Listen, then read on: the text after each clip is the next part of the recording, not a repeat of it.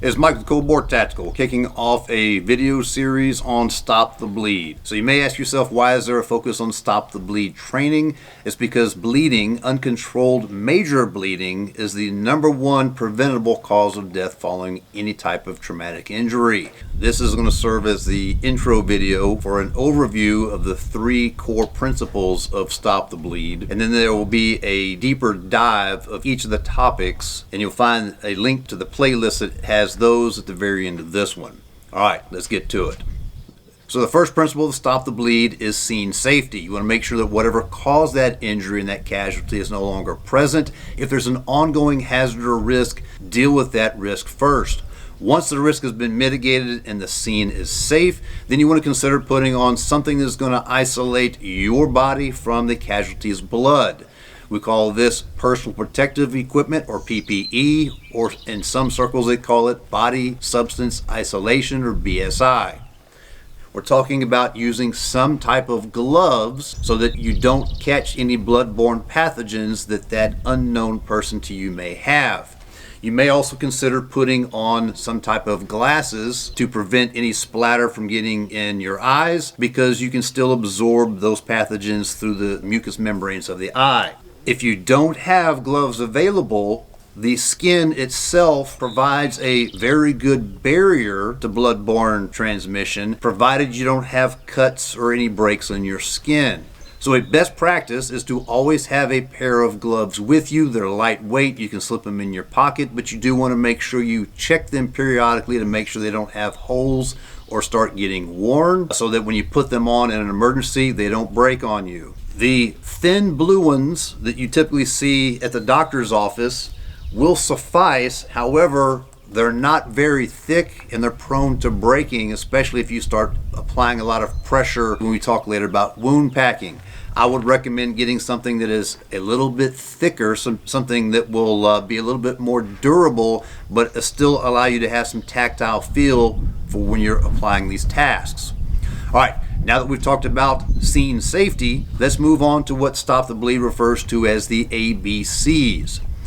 A is alert. We want to alert authorities so that we get the ball rolling with first responders. The average response time in the United States is somewhere around 7 to 10 minutes. We don't want to spend much time on the phone, so what I would recommend is putting it on speaker after you dial 911, and then setting it down so that you can speak to the operator as you begin applying direct pressure to start mitigating the bleed. The reason it's so important to do this very hastily is because, depending on the severity or the volume of blood being lost, that casualty could be going unconscious in as soon as about 30 seconds to a minute, depending on which artery has been severed and the volume that's pumping out of it. So I'd recommend dialing 911, putting it on speaker, setting it down next to you, so then you can jump straight into the B, which is identifying major sources of bleeding. To enable us to find that major source of bleeding, we want to be able to open up the clothing so we can visualize and see what is going on with that wound and come up with our plan of action. So what is considered bleeding that is life-threatening? Well, of course, if you see something that is actively spurting out of the wound, that's an indicator of an arterial bleed, and that's something we need to address immediately. If you identify a wound that is continuously bleeding, that is a continuous flow of blood, it's not spurting, it's just continuous flow, then that could be an indicator of a venous bleed, which is still considered life-threatening and needs an immediate intervention. As you approach the casualty, if you observe that there is a puddle of blood forming around the casualty, if they have a lot of blood soaking through their clothing, or bandages that have already been applied are leaking through, those are all indications of major bleeding. And of course, if the casualty has lost a part of a limb or has a complete traumatic amputation, whether there's bleeding present or not at this point, you want to immediately apply a tourniquet or some type of direct pressure. The body's natural response to a traumatic amputation is that those vessels tend to constrict initially, so you may see very little blood right after the injury. Then the vessels start to relax, and then there's going to be a massive amount of blood loss. So before that occurs, you want to have a tourniquet or direct pressure already applied. And then the last indicator of potentially life-threatening blood loss is if the mental state of that casualty starts to slip into some confusion or unconsciousness. So you need to make sure whatever interventions you're going to apply are very quick, because they may be reaching the point of no return here shortly. Now that we've covered examples of what major life-threatening blood loss can look like, now let's talk about the C in their algorithm of compression. There are three main ways that the Stop the Bleed program discusses on how to apply an intervention using compression. Direct pressure is the leading one. You may not be able to completely stop the flow of blood or the bleeding with direct pressure, but you can at least slow it down while you or somebody else prepares a tourniquet or gauze for wound packing. Those are the two things we'll talk about next. So as we're applying direct pressure, if there's an injury or trauma, that casualty is probably going to be experiencing some discomfort. So make sure you're talking to the casualty as you're applying pressure to the wound. Let them know that you need to apply that level of pressure to stop the bleeding, because it will save their life. All right, so that I'm doing this appropriately, I'm going to put on my PPE or my rubber gloves, and then we're going to apply direct pressure.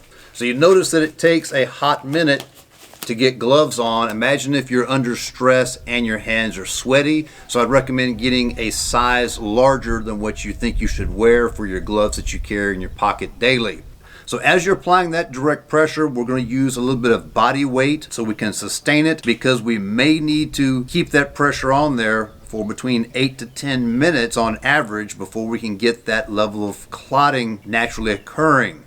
What I do not want you to do is to play peekaboo to see if it's stopped. Keep that level of pressure on there. When first responders show up, they can relieve you, and then they can continue interventions. So that is direct pressure. If the casualty's injury is on an extremity, meaning an arm or a leg, then we can step it up to a tourniquet. Now, tourniquets are only used on extremities, the arms or the legs. And for the purposes of this quick intro video, I'm going to encourage you just to go as high as possible on that extremity, meaning that if the bleed is anywhere on the arm, then just go ahead and take the tourniquet and put it as high up on the arm as you can, above the bicep, and then we're going to tighten it there. That will take care of all of the bleeding that may be present below that point on the arm. If it's on the leg, we'll do the same thing. We'll just go to the very top of the thigh and apply it there. Now, some considerations when we're talking about putting tourniquets on. You want to maintain that direct pressure on the wound the best you can. If other people are present, then you can rope them in, have them apply that direct pressure while you prepare your tourniquet, or they can dig the tourniquet out of your kit and then they can prepare it for you. So there's minimal lag time between the time the direct pressure comes off the wound and the tourniquet goes on. As far as application of the tourniquet, if it's going on over clothing, because it's a hasty application, make sure you pat down the casualty's clothing at the point you're going to put the tourniquet on to make sure there's no keys in the pockets, cell phones, or things like that. So the importance of checking the pockets before we apply that tourniquet is because tourniquets rely on circumferential pressure, meaning that the pressure needs to be uniform all the way around that band as it constricts or tightens around the limb, so that it effectively shuts off the blood flow beyond the point of the tourniquet. If there's something in the way, then it won't have the uniform pressure, so it'll be less effective. Once we've patted down the clothing, then we're going to take and run the strap through the buckle of whichever type of tourniquet you're using, get all the slack out of it, and then we're going to turn the windlass. The windlass means this little stick right here that we turn to get the mechanical advantage to stop the blood flow. And then we're going to secure that windlass. Once we secure that windlass, then it's important to make sure that the blood flow has stopped. Tourniquets tend to be uncomfortable when they're put on as tight as they need to be. Therefore, if the casualty starts to squirm or complain about it again, explain to them the importance of leaving it in place. You want to check to make sure that the blood flow beyond that tourniquet has completely stopped. The first thing we're going to do is look at the wound. Has the wound stopped bleeding? If the wound has stopped bleeding, then you want to check for a distal pulse. You'll take and put your index and middle finger either on the inside of the wrist and check radial pulse here, or you're going to check the same thing on the inside of the ankle. If you cannot find the pulse, it is likely tight enough. If you still see bleeding coming from the wound or you feel a pulse, then you need to tighten the tourniquet a little bit tighter. If you get it as tight as you can get and it won't stop the bleeding or it won't stop the distal pulse, then consider applying a second tourniquet. So the rule for putting on that second tourniquet is that you want to get it as close to the original tourniquet as possible. You don't want to have any gap between the two tourniquets because something referred to as compartment syndrome could occur.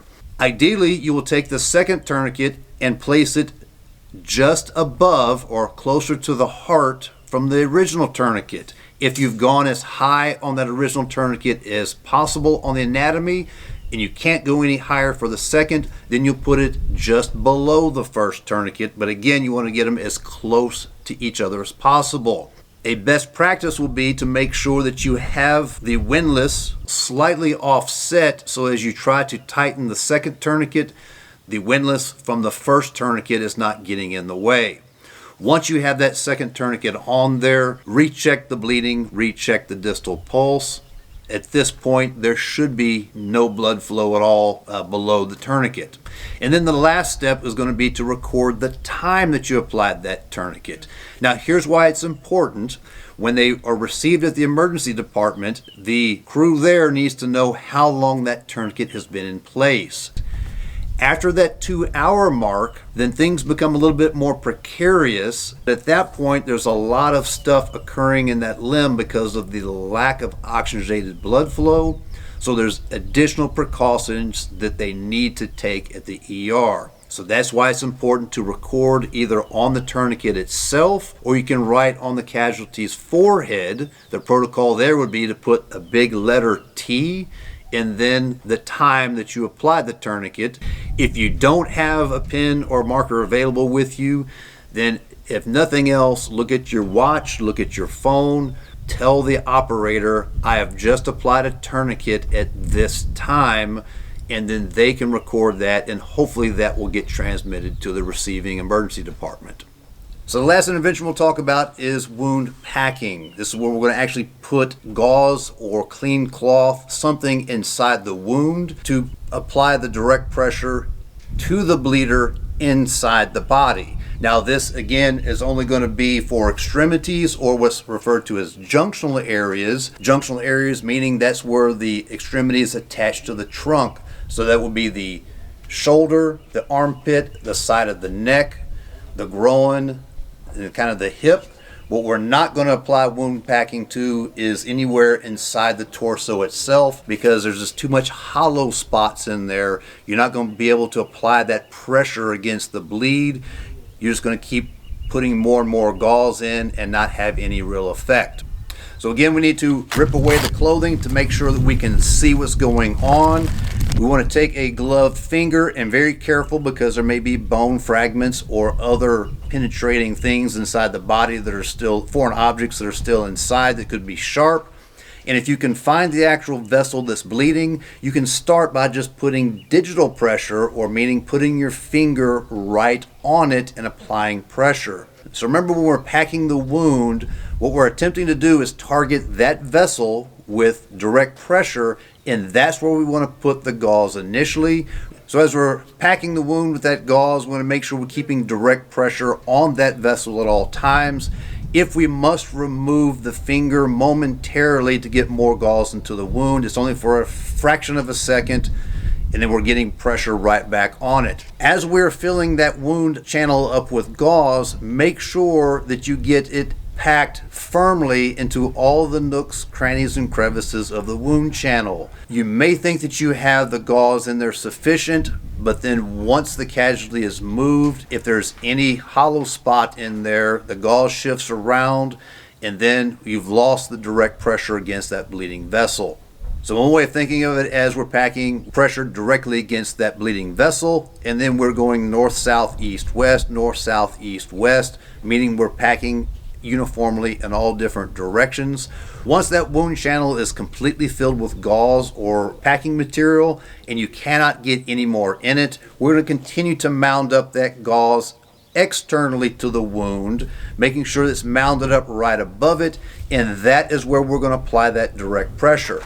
Again, you can use your body weight pressing down onto the wound.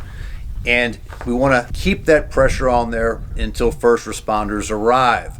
If you have a control wrap or ACE bandage or something like that, then you can continue the intervention by firmly wrapping that around the wound, making sure that it keeps that pressure directly into the wound channel so that it applies that pressure to the bleeding vessel. And then, of course, regardless if you have applied a tourniquet or wound packing, if you have to move that casualty for any reason, then you need to reassess before and after movement to make sure nothing has shifted, make sure that the bleeding is still under control. And then once first responders arrive, then make sure you give a quick handover, describe the nature of the injuries as you found them, what interventions you did, so there's a continuity of care as they do their primary and secondary surveys, and then transport them to a receiving emergency department. That wraps up the overview of the Stop the Bleed program. As promised, right over here is the playlist for the deep dive of all of these topics, plus more. These are perishable skills if you haven't practiced it hands-on in a while, and especially if you have not attended an in-person course, I encourage you to do so. There's links in the description below so you can find an instructor and a class near you. If you're in the Central Texas area, my link is down there as well. Until next time, God bless you and stay safe.